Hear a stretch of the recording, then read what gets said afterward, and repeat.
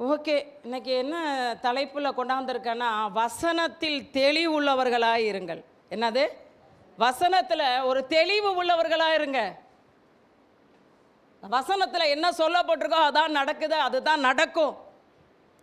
வசனத்தில் தெளிவு உள்ளவர்களாக இருங்கள் என்கிற தலைப்பில் வேதத்திலிருந்து 2 காரியங்களை தியானிக்க போகிறோம்.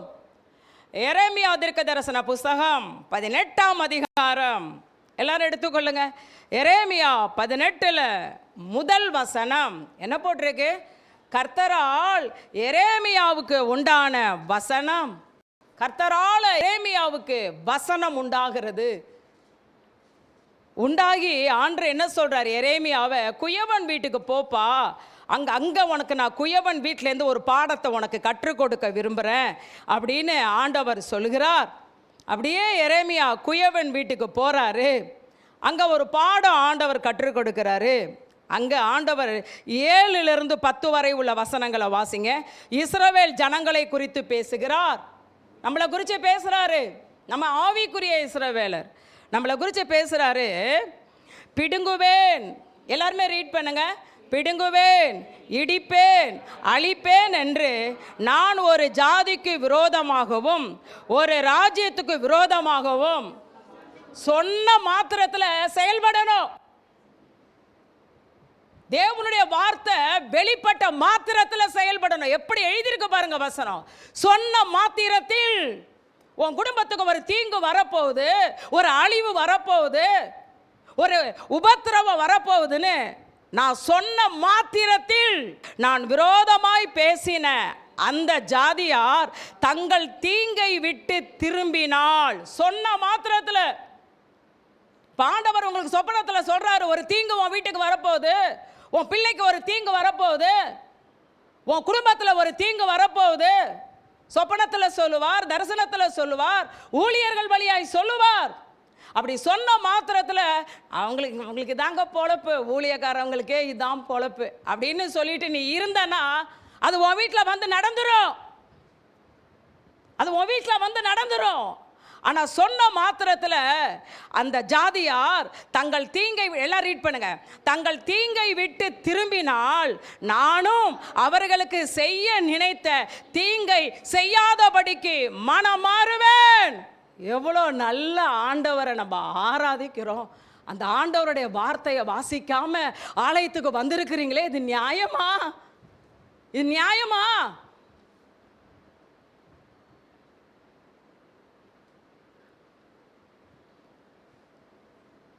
டெய்லி பைபிள் படிக்கிறவங்க கையை உயர்த்துங்க. டெய்லி பைபிள் படிக்கிறவங்க கையை உயர்த்துங்க. எத்தனை அதிகாரம் வாசிக்கிறீங்க? எத்தனை அதிகாரம் ஒரு நாளைக்கு வாசிக்கிறீங்க? எத்தனை அதிகாரம்?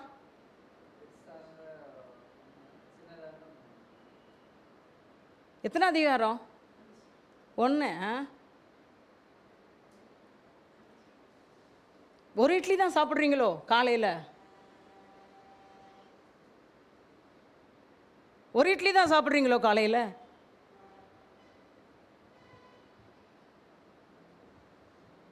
கர்த்தர் நல்லவர். எவ்வளோ பெரிய தெய்வத்தை நம்ம ஆராதிக்கிறோம் தெரியுங்களா? 9வது வசனம் வாசிங்க.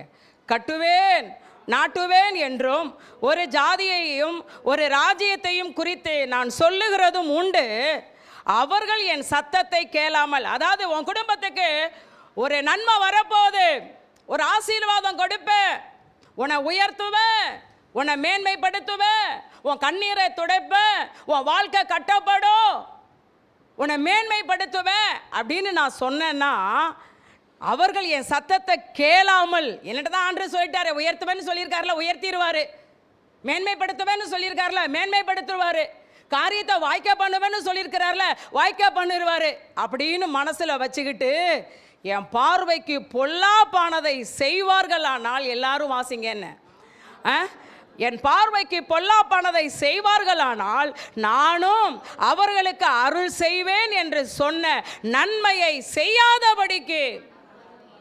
சத்தியம் புரியுதா? வசனத்தில் தெளிவுள்ளவர்களாயிருங்கள். உன் வீட்டுக்கு தீங்கு வரும் அப்படின்னு சொன்ன மாத்திரத்தில் நீ உடனே உன்னை தாழ்த்தி உபவாசம் எடுத்து ஜெபம் பண்ணி, நான் தப்பு பண்ணிட்டேன், என்னை மன்னிங்க ஆண்டவர், என்னை மன்னிங்க, என் வீட்டுக்குள்ள அந்த தீங்கு வந்துடக்கூடாது, என் குடும்பத்தில் அந்த தீங்கு வந்துடக்கூடாது, என் பிள்ளை வாழ்க்கையில் அந்த தீங்கு வந்துடக்கூடாது, இயேசுவே நான் மனம் திரும்புறேன், இனிமேல் தவற நான் செய்ய மாட்டேன், இனிமேல் உங்களை நான் துக்கப்படுத்த மாட்டேன், இனிமேல் உங்களை நான் வேதனைப்படுத்த மாட்டேன், இனிமேல் நீங்கள் வெறுக்கிற ஒன்றையும் நான் செய்ய மாட்டேன், ப்ளீஸ் என்னை மன்னிச்சிருங்க ஆண்டவர், என்னை மன்னிச்சிருங்க ஆண்டவரே, என்னை மன்னிச்சிருங்கன்னு நீ ஜெபிச்சா அந்த தீங்கையே செய்யாம நான் தடுத்துருவேன். அதே நேரத்தில் உனக்கு நான் நன்மை செய்வேன், உன்னை ஆசீர்வதிப்பேன் அப்படின்னு ஒரு நல்ல வாக்குத்தத்தம் ஆண்டவர் கொடுத்திருந்தார்னா, எனக்கு தான் வாக்குத்தத்தம் வந்துட்டேன்னு நீ உன் இஷ்டத்துக்கு பொல்லாப்பானதை செஞ்சேன்னா, உனக்கு கொடுத்த வாக்குத்தத்தம், உனக்கு கொடுத்த நல்ல தீர்க்க தரிசனம் உனக்கு செய்யாதபடிக்கு நடக்காதபடிக்கு நான் மாறிடுவேன்னு ஜீசஸ் சொல்கிறார். வசனத்தில் தெளிவுள்ளவர்களாயிருங்கள். ஏன் வாக்கு கொடுத்தார் நடக்கல? ஏன் தீர்க்க தரிசனம் வந்துச்சு நடக்கல? ஏன் நடக்கல தெரியுமா? என் வாழ்க்கையில் நான் செய்த ஒரு பொல்லாத காரியம், நான் செய்த ஒரு பொல்லாப்பு, தேவன் எனக்கு கொடுத்த தீர்க்க தரிசனம் நிறைவேறாதபடி அது நின்று போயிருச்சு. இன்னைக்கு கேட்குறோம்ல, ஆண்டு சொன்னார்ல சிஸ்டர், உயர்த்துவேன்னு சொன்னாரு, எல்லா நன்மையும் உங்கள் மேல் வரப்பண்ண வேணும் தானே சொன்னாரு. ஏன் ஆண்டு செய்யல? ஏன் செய்யல தெரியுமா?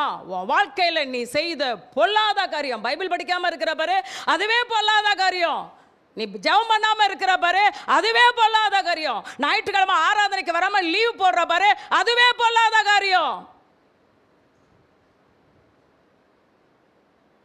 ஹல்லேலூயா. கர்த்தருக்கு ஸ்தோத்திரம் உண்டாவதாக. இன்னைக்கு இந்த 2 வசனங்களை தான் நாம் தியானிக்க போகிறோம். முதலாவது, தீமை செய்வேன்னு நான் சொல்லியிருந்தேன்னா அந்த தீங்கு நடக்காதபடி உன்னை தாழ்த்தி ஜெபம் பண்ணா நிச்சயமாய் அந்த தீங்கு உனக்கு நடக்காது. அதை தியானிக்க போகிறோம். 2வது, உனக்கு நன்மை செய்வேன்னு நான் சொல்லி நல்ல வாக்கு கொடுத்து உன் வாழ்க்கையில் பொல்லாத காரியம் இருந்தா அந்த நன்மை நிறைவேறாமல் தடுத்து நிறுத்தப்பட்ட காரியத்தை வேதத்தின் ஆதாரத்தோடு நாம் தியானிக்க போகிறோம். முதலாவது, தீமை செய்வேன். ஒன்றும் இல்லைங்க, இப்போ நினிவே மக்களை குறித்து நமக்கு தெரியும். 40 நாளில் நினிவே என்ன செஞ்சிடும்? அழிக்கப்பட்டுரும், கவிழ்க்கப்பட்டு போயிரும்னு தீர்க்க தரிசனம் வந்த உடனே அவங்க என்ன பண்ணிட்டாங்க? அரசர் முதல் ஆண்டி வரை எல்லாரும் உபவாசம் இருந்து ரெட்டு உடுத்தி சாம்பலை போட்டுக்கிட்டு, ஆடு மாடு கூட மேய விடாமல் ஆடு மாடுகளுக்கு கூட ரெட்டு உடுத்தி ஆண்டவரை நோக்கி உரத்த சத்தமிட்டு அலறி பொல்லாத வழியை விட்டு திரும்பினாங்க. கரெக்டா? பொல்லாத வழிகளை விட்டு என்ன செஞ்சாங்க? நாங்கள் தப்பு பண்ணிட்டோம், அதனால தான் ஆண்டவர் 40 நாளில் எங்கள் நினிவே பட்டணத்தை அழிக்கிறேன்னு சொல்கிறார். இனிமே செய்ய மாட்டோன்னு அரசன் முதல் ஆண்டி வரை எல்லாரும் என்ன செஞ்சாங்க? பொல்லாத வழியை விட்டு திரும்பினாங்க. உடனே ஆண்டவர் அழிப்பேன்னு சொன்னதை, கவிழ்ப்பேன்னு சொன்னதை என்ன செய்யலை? அழிக்காதபடி கவிழ்க்காதபடி தேவ மனம் மாறி நினிவேக்கு தேவன் அனுக்கிரகம் செய்தார். ஆனால் அதே நேரத்தில் இன்னும் சில பரிசுத்தவான்கள்கிட்ட ஆண்டவர் பேசுகிறாரு, நீ செஞ்ச அந்த பொல்லாத காரியத்தினால உன் குடும்பத்துக்கு ஒரு அழிவு வரப்போகுதுன்னு. ஆனால் அவங்க என்ன செய்யலைன்னா, அந்த பொல்லாத வழியை விட்டு திரும்பாததுனால அந்த தீங்கு என்ன செஞ்சிருச்சு? அவங்க குடும்பத்தில் என்ன செஞ்சிருச்சு? 2 நாளைக்கு முன்னாடி கூட எனக்கு ஒரு குடும்பத்தை, நம்ம சபைக்கு இப்போ வரல, வந்துக்கிட்டு இருந்து நின்று போன ஒரு குடும்பத்தை குறித்து தேவன் எனக்கு ஒரு வெளிப்பாடு கொடுத்தார் பாருங்க. இவ்வளோ வேதனை. ஒரு தூதன் பார்க்குறேன், சபை விட்டு போன அந்த நபரை பார்க்குறேன். அந்த தூதன் என்னிட்ட சொல்கிறாரு, இந்த குடும்பத்தை நான் சங்காரம் பண்ண போகிறேன். இது நல்ல காரியம். சங்காரம் பண்ண போகிறேன். நான் பாஸ்டர்கிட்ட கேட்டேன், இப்படி ஒரு வெளிப்பாடு வந்திருக்கே, அந்த சம்மந்தப்பட்ட நபருக்கு ஃபோன் அடித்து பேசிடுவான்னு கேட்டேன். ஒரு சங்காரம்னா என்ன? அழிவு, ஒரு பட்டயம். ஐயோ ஆண்டு இப்படி சொல்கிறாரேப்பா, சொல்லவான்னு கேட்டேன். பாஸ்டர் சொன்னாங்க, அமைதியாக இருக்கிறது சால சிறந்ததப்பா, அமைதியாக இருந்துட்டு வேண்டாம். நாங்கள் இப்போ நினச்சி பாருங்க, நினச்சி பாருங்க. இன்னொரு குடும்பத்துக்கு ஆண்டவர் ஒரு தீமையான ஒரு காரியத்தை நடக்க போகுதுன்னு சொன்னார். அந்த குடும்பத்தில் இருக்கிற 2 பேர்கிட்ட சொன்னேன், உங்கள் குடும்பத்துக்கு இப்படி ஒரு காரியம் நடக்க போகுதுன்னு ஆண்டவர் சொல்கிறாருன்னு சொன்னேன். அவங்க உடனே அதுக்காகலாம் ஜெபிச்சாங்களா தெரியல. இந்த நாளில் அந்த தீமை அந்த குடும்பத்தில் நடந்துருச்சுங்க, நடந்துருச்சு. ஆண்டவர் எப்படி சொன்னாரோ அப்படியே நடந்துருச்சு. அந்த நபரும் இன்னைக்கு சர்ச்சில் இல்லை. பார்த்தீங்களா, நம்ம வசன தெளிவு ரொம்ப முக்கியம். இப்படி தான் சொல்லுவாங்க சிஸ்டரும் பாஸ்டரும், தீங்கு வரப்போகுதுன்னு சொல்லுவாங்க, பார்த்துக்கலாம், சொன்ன மாத்திரத்தில் செயல்படு. தீர்க்க தரிசனம் வந்த மாத்திரத்தில், அது தீமையான தீர்க்க தரிசனம்னா வந்த மாத்திரத்தில் அதை தடுத்து நிறுத்த நீ என்னென்ன செய்யணுமோ செய்யு. அப்படியே நீ பாட்டுக்கு அசால்ட்டா இருந்தா இன்னைக்கு நடந்துருச்சு. இன்னைக்கு ஆண்டவர் எப்படி சொன்னாரோ அந்த 2 பேர்ட்டையுமே சொன்னேன். அவங்க அதுக்கு உத்தரவாதம் எடுத்தாங்களா, ஜெபிச்சாங்களா தெரியல. ஆனா ஆண்டவர் சொன்னது அப்படியே நடந்தது. இன்னைக்கு நினைக்கும் போது அவ்வளோ வேதனையா இருக்கு. ஜீசஸ், தீங்கு வரும் 40 நாள்ல அழிய போகுதுன்னு நினிவேக்கு வந்த உடனே நினிவே மக்கள் என்ன செஞ்சிட்டாங்க? உடனே உபவாசம் இருந்து அரசன்ல இருந்து ஆண்டி வர, ஏன்னா தேசத்துக்கு வந்த தீங்கு, உடனே அவங்க கீழ்ப்படிஞ்சு பொல்லாத வழியை விட்டாங்க. ஆண்டவர் மனம் மாறிட்டார், தீங்கு நடக்கல. ஆனா அதே நேரத்தில் சாலமோன்னு ஒரு ராஜா இருந்தார், தெரியுமா உங்களுக்கு? எல்லாரும் பேசுங்க. யாராச்சும் இன்னைக்கு தூங்கி பாருங்களேன், தட்டி எழுப்புங்க, தட்டி எழுப்புங்க, தட்டி எழுப்புங்க. அம்மா தூங்குறதுக்கா? யாராச்சும் இனிமேல் தூங்கி பாருங்க. ஆலயத்தில் ஆராதனை முடிஞ்சது என்ன செய்தின்னு கேட்பேன்.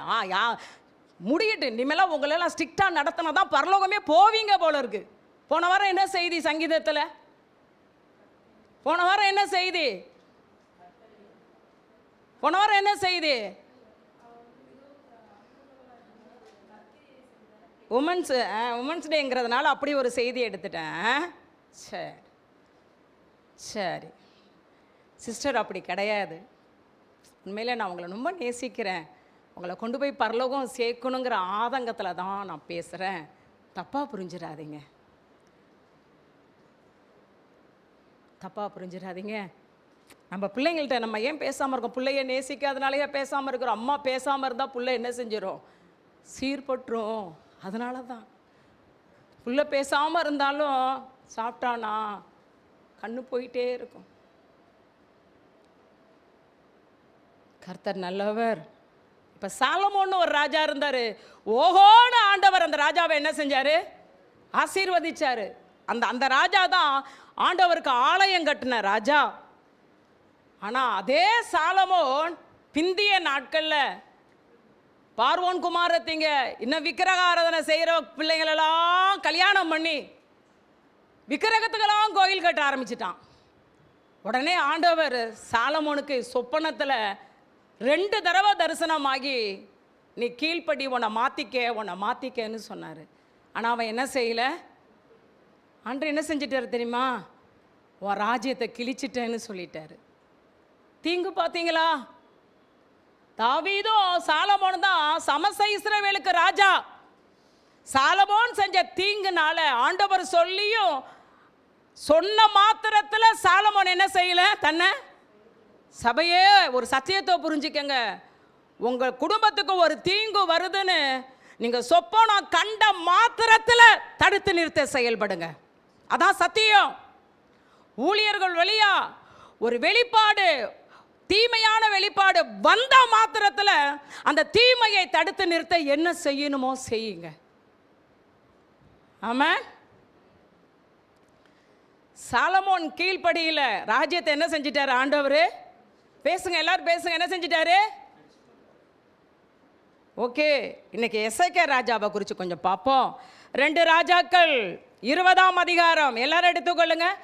எசேக்கியா ராஜா தேவனுக்கு பயந்து நடந்த ராஜா, செம்மையான வழியில் நடந்த ராஜா, நல்ல ஜெபிக்கிற, வேதத்துக்கு முக்கியத்துவம் கொடுத்து நடக்கிற ராஜா.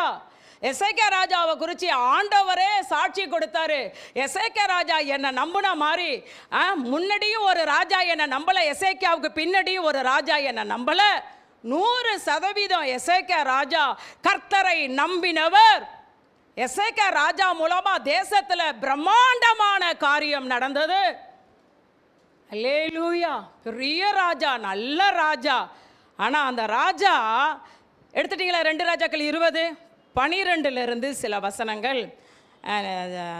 ஜெனி வாசிக்கலாம், கொஞ்சம் மனம் எனக்கு உளைச்சல், அதனால தான் வாசிக்க வேண்டான்னு சொன்னேன். வாசிக்கலாமா?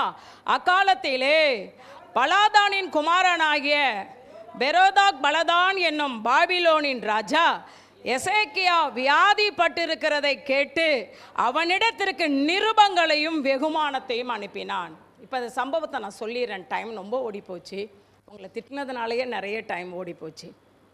நீங்கள் பைபிளை படிச்சிருந்தோன்னே எல்லோரும் கை தூக்கியிருந்தீங்கன்னா நான் சந்தோஷப்பட்டு செய்திக்குள்ளே போயிருப்பேன்.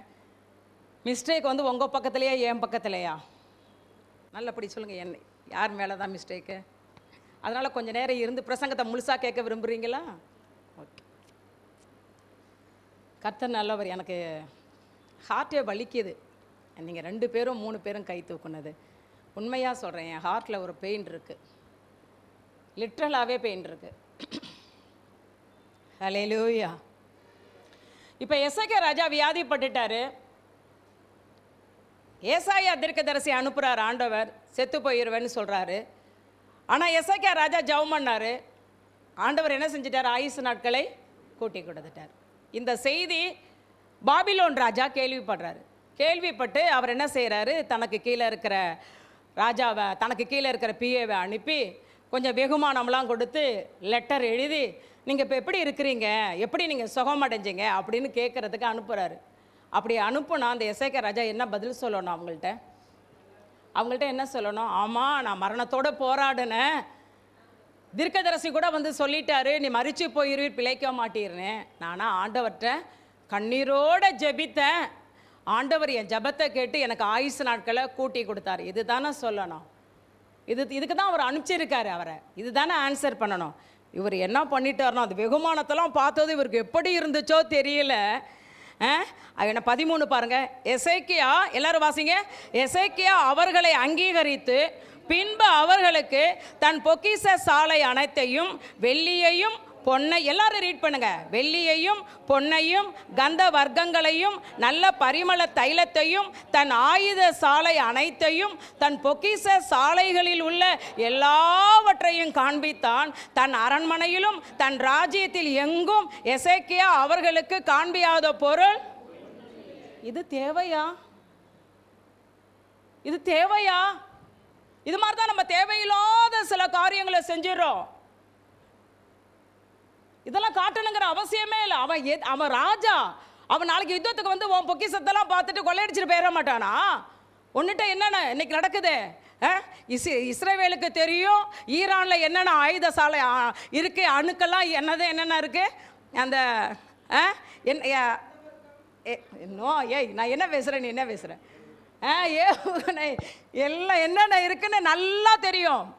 அதனால தான் இஸ்ரவேல் இங்கே தொலைச்சிடணும், ஒன்றும் இல்லாமல் ஆக்கிடணும்னு அது போராடுது. இவன் மைண்டில் என்ன? ஈரான் இஸ்ரவேலை அழிச்சிடணும், இஸ்ரவேல் இருக்கவே கூடாது. அதனால் அவனுடைய காரியம் பொக்கிஷம் அங்கங்கே என்னென்ன இருக்கு, எது முக்கியமானதோ அதை அழிக்கிறான் இல்லையா? அப்போ அவனுக்கு தெரிஞ்சதுனால அதை செய்கிறான். ஓகே, அப்போ அவன் ராஜா, நீயும் ராஜா. நீ போய் பொக்கிஷ சாலையெல்லாம் காட்டுறியே, ஆயுத சாலையெல்லாம் காட்டுறியே. நாளைக்கு அவனோட அவன் ஒன்றுட்ட யுத்தத்துக்கு வந்தா உன்னிட்ட என்ன இருக்குன்னு அவன் தெரிஞ்சிடும்ல. அப்போ நீ காட்டலாமா? அவன் அதை பார்க்க வந்தானா? பொண்ணை அவன் பார்க்க வந்த நோக்கம் வியாதி சுகமாயிடுச்சான்னு கேட்க தான் வந்தான். எப்படி சுகமாச்சுன்னு கேட்க வந்தான். கொஞ்சம் கிஃப்ட்டு கொண்டு வந்தான், அவ்வளோதான். என் அன்பு தேவ ஜனமே, இதெல்லாம் நமக்கு நல்லா கற்றுக்கொள்ள வேண்டிய சத்தியங்கள். நீங்கள் ஒரு பொருள் வாங்கினா எல்லார்ட்டையும் சொல்லிட்டு இருக்காதீங்க.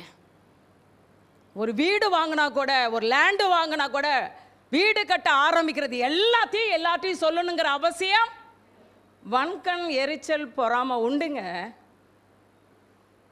உங்கள் வீட்டுக்கு ஒருத்தவங்க வந்து அப்படியே பீரோவில் திறந்து கட்டாதீங்க. இங்கே பாரு, இந்த படம் வாங்கியிருக்கேன், இந்த படம் வாங்கியிருக்கேன், இந்த ட்ரெஸ் வாங்கியிருக்கேன், இந்த ட்ரெஸ் வாங்கியிருக்கேன், இந்த கோல்டு வாங்கியிருக்கேன், இந்த பேக் வாங்கியிருக்கேன், இப்போ தான் இந்த டோலாக்கு வாங்கினேன், இப்போ தான் அந்த டோலாக்கு வாங்கினேன். ஒரு கார் வாங்கியிருக்கேன் சொல்லக்கூடாது. எல்லாத்தையும் எல்லார்ட்ட சொல்லக்கூடாது. இப்போ எல்லாத்தையும் காட்டிட்டான். காட்டி முடிச்சு எல்லாத்தையும் காட்டி முடிச்சு அவங்கள அனுப்பிச்சிட்டான். 14வது வசனம். அப்பொழுது ஏசாயா தீர்க்கதரிசி ஆண்டவர் எசேக்கியா வீட்டுக்கு அனுப்புகிறார். ஆண்டவர் எப்பேற்பட்டவர். அனுப்பி ஏசாயா தீர்க்கதரிசி எசேக்கியா ராஜாவினிடத்தில் வந்து, அந்த மனுஷர் என்ன சொன்னார்கள், எங்கே இருந்து உம்மிடத்தில் வந்தார்கள் என்று கேட்டான். எல்லாரும் வாசிங்க. அதற்கு எசேக்கியா, பாபிலோன் என்னும் தூர தேசத்திலிருந்து வந்தார்கள் என்றான். அப்பொழுது அவன், உம்முடைய வீட்டில் என்னத்தை பார்த்தார்கள்? இதிலே நீ புரிஞ்சிக்க வேண்டாம். நீ காட்டின ஒன்றுமே ஏசாயாவுக்கு தெரியாது. அப்போ ஏசாயா வந்து உன்னிட்ட இந்த காரியத்தை கேட்டாரா, நீ புரிஞ்சிக்க வேண்டாம். நீ எவ்வளோ பெரிய தப்பு பண்ணியிருக்க, புரிஞ்சிக்க வேண்டாம். கேட்குறாரு பாருங்க. அப்பொழுது அவன், உம்முடைய வீட்டில் என்னத்தை பார்த்தார்கள் என்று கேட்டான். அதற்கு எசேக்கியா, என் வீட்டில் உள்ள எல்லாவற்றையும் பார்த்தார்கள். என் பொக்கிஷங்களில் நான் அவர்களுக்கு காண்பியாத பொருள் ஒன்றுமில்லை. அப்பொழுது ஏசாயா எசேக்கியாவை நோக்கி, கர்த்தருடைய வார்த்தையை கேளும். அப்பா அது பாருங்க, தேவனுடைய வார்த்தை. கர்த்தருடைய வார்த்தையை கேளும். இதோ நாட்கள் வரும், அப்பொழுது உமது வீட்டில் உள்ளதிலும் உமது பிதாக்கள் இந்நாள் வரைக்கும் சேர்த்ததிலும் ஒன்றும் மீதியாக வைக்கப்படாமல் எல்லாம் பாபிலோனுக்கு கொண்டு போகப்படும். இது நல்ல தீர்க்க தரிசனமா? இது நல்ல தீர்க்க தரிசனமா? நீ காமிச்ச எல்லாத்தையும் அவன் கொள்ளையடிச்சிட்டு போயிடுவாங்கிறார் ஆண்டவர். அடுத்து சொல்கிறார் 18, நீ பெறப்போகிற உன் சந்தானமாகிய உமது குமாரர்களிலும் சிலர் பாபிலோன் ராஜாவின் அரண்மனையில் அரண்மனை வேலைக்காரராக இருப்பார்கள் என்று கர்த்தர். இன்னும் குழந்தைய பிறக்கலை, நீ பிறக்க போகிற பிள்ளை உன் அரண்மனைக்கு ராஜாவாக இருக்கிறத விட பாபிலோன் காட்டுனல அந்த ராஜாக்கு, அந்த ராஜாவுடைய அரண்மனையில் வேலைக்காரராக இருப்பார்கள் என்று கர்த்தர் சொல்லுகிறார். இவ்வளோ பெரிய வேதனைக்குரிய தீமையான பயங்கரமான அறிவை கொண்டு வருகிற தீர்க்க தரிசனம். இப்போ என்ன செய்யணும்? இப்போ எசேக்கியா ராஜா என்ன செய்யணும்? இப்போ என்ன தியானிச்சு சொன்ன மாத்திரத்தில் நீ என்ன செய்யணும்? ஐயோ, இப்படி தீர்க்க தரிசனம் வந்த மாத்திரத்தில் நீ என்ன செஞ்சுருக்கணும்? ஐயோ, நான் தப்பு பண்ணிட்டேன் ஆண்டவரே. பெருமை தானே, பெருமையில் தானே எல்லாத்தையும் காட்டினேன். என்னட்ட இதெல்லாம் இருக்குன்னு பெருமையில் தானே காட்டினேன். அப்போ ஆண்டவரே, நான் பெருமைக்கு இடம் கொடுத்துட்டேன், ஆணவத்துக்கு இடம் கொடுத்துட்டேன், மேட்டிமைக்கு இடம் கொடுத்துட்டேன். உங்களை மகிமைப்படுத்தாமல் நீங்கள் கொடுத்த பொருட்களை போய் காட்டி அதை மகிமைப்படுத்திட்டேன். அதுக்குன்னு இவ்வளோ பெரிய தண்டனையா? என்னை மன்னிச்சிருங்க ப்ளீஸ் ஆண்டவர், என்னை மன்னிச்சிருங்க ஆண்டவர். இந்த தீங்கு ஆண்டவர் என் எல்லைக்கு என்ன செய்யக்கூடாது, வரக்கூடாது ஆண்டவர். எல்லாத்தையும் கொள்ளையடிச்சிட்டு போயிடக்கூடாது. எனக்கு பிறக்க போகிற புள்ள பாபிலோன் அரண்மனையில் வேலைக்காரராக இருக்கக்கூடாது. ப்ளீஸ் என்னை மன்னிச்சிருங்க. நான் ரொம்ப பெருமைக்கு இடம் கொடுத்துட்டேன். ஐயா, என்னை மன்னிச்சிருங்கன்னு கதறி இருந்தார். நான் சொன்ன மாத்திரத்தில் கதறி இருந்தா ஆண்டவர் என்ன சொல்றாரு? தீங்கு நடக்காதபடி நான் என்ன செஞ்சிருவேன். ஆனால் இவன் என்ன செஞ்சான்? பாஸ்டர் வந்துட்டாங்க, ஒரு பாயிண்டோட தான் முடியும்னு நினைக்கிறேன். அவ்வளோதான், டைம் ஆயிட்டு. அப்பொழுது எசேக்கியா ஏசாயாவை நோக்கி, நீ சொன்ன என்ன அறிவு, நீ சொன்ன கர்த்தருடைய வார்த்தை, உன் புள்ள ஃபெயில் ஆகுன்னு ஒரு தீர்க்க தரிசனம் வந்துச்சுன்னா நீ சொன்ன வார்த்தை நல்லது தானா? உன் பிள்ளை ஒரு கண்ணியில் சிக்க போகுது அப்படின்னு தீர்க்க தரிசனம் வந்தா நீ சொன்ன வார்த்தை நல்லதா? ஒரு விபத்து வர மாதிரி ஆண்டு காட்டுறாரு அப்படின்னு ஒரு தீர்க்க தரிசனம், ஒரு வியாதி வர மாதிரி ஆண்டு காட்டுறாரு அப்படின்னு ஒரு தீர்க்க தரிசனம் வந்தா நீ சொன்ன வார்த்தை நல்லதா? நீங்கள் இப்படியே போனீங்கன்னா உங்களை படுக்கையில் போட்டுருவேன்னு ஆண்டு சொல்கிறாரு அப்படின்னு ஒரு வார்த்தை வந்தால் அது நல்லதா?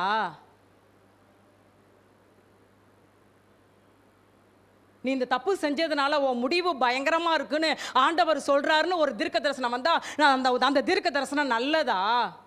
உடனே என்ன செய்யணும்? சொன்ன மாத்திரத்தில் சொப்பனம் வந்த மாத்திரத்தில் என்ன செய்யணும்? உடனே செயல்பட்டு தவறுக்காக மனஸ்தாபப்பட்டு இனிமேல் இந்த தவறை நான் என்ன செய்ய மாட்டேன், என் ஜென்மத்துக்கு செய்ய மாட்டேன், என்னை நம்புங்க, என்னை நம்புங்க, என்னை நம்புங்க, என்னை மன்னிச்சிருங்கன்னு கேட்டால் உடனே ஆண்டவர் என்ன சொல்கிறாரு? நான் தீங்கு செய்யாதபடி என்ன செஞ்சிருவேன். இவன் என்ன சொல்கிறான்? அறிவாளி. இந்த அறிவாளி என்ன சொல்கிறான்? நீ சொன்ன கர்த்தருடைய வார்த்தை நல்லதுதான் என்று சொல்லி என் நாட்களிலாவது சமாதானமும் உண்மையும் இருக்குமே என்றான். என்ன அறிவுங்க! எவ்வளோ சுயநலமாக இருக்கிறான் பாருங்க. நான் நல்லா இருந்தால் போதும், எனக்கு வர ராஜா எப்படி போனானா என் பிள்ளை எப்படி போனா என்ன? எப்படிப்பட்ட பெற்றோர் பாருங்க, எப்படிப்பட்ட ராஜா பாருங்க. என் நாட்களை நான் சந்தோஷமாக இருந்துட்டு போகிறேன், என் பிள்ளை எப்படி போனால் எனக்கு என்ன, என் குடும்பம் எப்படி போனால் எனக்கு என்ன, நான் இருக்கிற வரைக்கும் நல்லா இருந்தா அப்படின்னு அவன் ஜெபிக்கவே இல்லை. நடந்தது என்ன தெரியுமா? அதுக்கப்புறம் தான் அவனுக்கு குழந்தையே பிறந்தது. 2 நாளாகமம் 33:11 அவனுக்கு மனாசேன்னு ஒரு புள்ள பிறந்தான். ஆண்டவர் சொன்ன தீர்க்க தரிசனத்தின்படி இந்த மனாசே கர்த்தரின் பார்வைக்கு பொல்லாப்பானதை செஞ்சான். அதனால் ஆண்டு என்ன செஞ்சிட்டாருன்னு கேட்டால், அந்த மனாசே என்ன செஞ்சிட்டாருன்னா 2 நாளாகமம் 33:11 பின்பகுதி வாசிங்க. அவர்கள் மனாசேயை முட்செடிகள் பிடித்து 2 வெண்கல சங்கிலியால் அவனை கட்டி பாபிலோனுக்கு வேலைக்காரராகவே கொண்டு போயிட்டாங்க. கர்த்தர் வார்த்தை என்ன செஞ்சிருச்சு? அப்போ ஆண்டவர் நம்ம குடும்பத்துக்கு பிடுங்குவேன், இடிப்பேன், அழிப்பேன் அப்படின்னு ஒரு தீர்க்க தரிசனம் வந்த மாத்திரத்தில் இப்போ சகோதரி சாட்சி சொன்னாங்க, WBC 35,000 தான். அப்படி அது வந்த மாத்திரத்தில் நான் என்ன செஞ்சேன்னா அந்த ரிசல்ட்டை கையில் வச்சு அப்படியே அழுதேன் ஆண்டவர்கிட்ட. ஆண்டவரே ஆண்டவரே, எனக்கு உங்களை விட்டால் யாரும் இல்லை, ப்ளீஸ் ப்ளீஸ் எனக்கு சுகம் கொடுங்க, இவங்கெல்லாம் பயமுறுத்துகிற மாதிரி ஒரு சம்பவம் நடந்துடக்கூடாது அப்படின்னு உடனே நான் அழுதேன். உடனே ஒரு ஃபாஸ்டிங் ப்ரேயர், உடனே நாங்கள் போனோம், குடும்பத்தோடு இணைந்து கைகோத்து ஜெபித்தோம். இன்றைக்கி சொல்லப்பட்ட சாட்சி என்ன? அந்த நார்மலுக்கு அந்த WBC என்ன செஞ்சிருச்சு? அப்போ தீங்கு சொந்தம் ரிப்போர்ட் வந்த மாத்திரத்தில் செய்ய வேண்டியதை செய்து ட்ரீட்மெண்ட்டும் எடுத்தாங்க. ப்ளஸ் உடனே ஜெபம், உடனே தாழ்த்தி, உடனே ஊழியர்களுடைய ஜெபத்தை விரும்பி உபவாசம் போட்டு குடும்பமாக அவர்களுக்காக நாங்களும் ஒருமனப்பட்டு பரலோகத்தை நோக்கி பலவந்தம் பண்ணினோம். கர்த்தர் கிருபையாய் இறங்கி அந்த தீங்கு அவங்கள துக்கப்படுத்தாதபடி கர்த்தர் சுகப்படுத்தி இன்றைக்கி ஆரோக்கியத்தோடு சுகத்தோடு வைத்தார். 2வது பாயிண்ட் எடுக்க எனக்கு டைம் இல்லை. கர்த்தருக்கு ஸ்தோத்திரம். அப்படியே உங்களை தாழ்த்தி ஒப்பு கொடுங்க. வசன தெளிவு உள்ளவர்களாயிருங்க. உங்களை குறித்தோ பிள்ளைகளை குறித்தோ ஒரு தீமையான சொப்பனம், ஒரு தீமையான தரிசனம், ஒரு தீமையான வெளிப்பாடு, இப்போ சோதம் குமாரா அழிய போகுதுன்னு ஆண்டவர் ஆபிரகாம்கிட்ட சொன்ன உடனே என்ன செஞ்சிட்டார் ஆபிரகாம்? ஆண்டவர் அழிச்சிடாதீங்க, ஐயோ சோதம் குமாரால என் அண்ணன் பையன் இருக்கான், லோத்து இருக்கான், அழிச்சிடாதீங்க அப்படியே கெஞ்சரா பாருங்க. ஆண்டவரே 50 நீதிமான்கள் இருந்து அழிச்சிடாதீங்கப்பா, ஆண்டவரே துன்மார்க்கனோட நீதிமானே அழிச்சிடாதீங்கப்பா, 40 பேர் 45 பேர் இருந்தா அழிச்சிடாதீங்க, 40 பேர் இருந்தா அழிச்சிடாதீங்க. ஆண்டவரே இன்னும் ஒரு வீச பேசுறேன், 30 பேர் இருந்தா 20 பேர் இருந்தா 10 பேர் இருந்தா அழிச்சிடாதீங்க. தீங்க தடுத்துருங்க. ஆபிரகாம் நின்னால. அதனால் ஆபிரகாமின் ஜெபத்தை கேட்டு கர்த்தர் லோத்தை என்ன செஞ்சார்? அந்த சோதம் கொமராவே கந்தகத்தில் அழியுது. ஆனால் ஆபிரகாமுடைய அந்த ஜெபத்தை கேட்டு ஆண்டவர் அந்த தீங்கு ஆபிரகாமை துக்கப்படுத்தாதபடிக்கு லோத்து குடும்பத்தை என்ன செஞ்சிட்டாரு? சொன்ன மாத்திரத்தில் ஆபிரகாம் என்ன செஞ்சார்? அதுபோல் சொன்ன மாத்திரத்தில் நம்ம அப்படியே நம்மளை தாழ்த்தி, நான் தப்பு பண்ணிட்டேன், நான் மன்னிச்சிடுங்க, இனிமேல் இந்த தவறு செய்ய மாட்டேன், என் வாழ்க்கையை கட்டிருங்க அப்பா, இந்த காரியம் நடக்காதபடி என் குடும்பத்தை காப்பாற்றிருங்க நீங்கள் ஜெபிப்பீர்கள் என்றால் அந்த தீங்கு உங்களை துக்கப்படுத்தாதபடிக்கு அந்த தீமையை கர்த்தர் நன்மையாக மாற்றுவார். கர்த்தர் தாமே உங்களை ஆசீர்வதிப்பாராக. ஆமென்.